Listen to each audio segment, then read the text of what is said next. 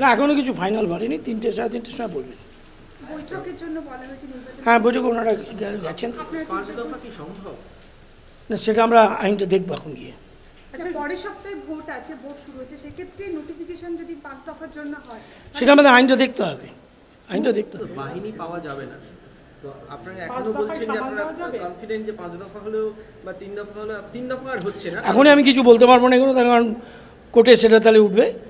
আমি কোর্টের ফাইনালটা দেখি, তারপরে আইনের প্রভিশনটা দেখব। এর আগেও তো বৈঠক হয়েছে, আদালতের নির্দেশেও দুপক্ষের আইনজীবীরা বৈঠক করেছেন, হয়নি। তার মানে এটা হবে না কিছু, তার তো কোনো ধরনের নেই। 5 দফায় কি সম্ভব বাহিনী বা মানে এইরকম?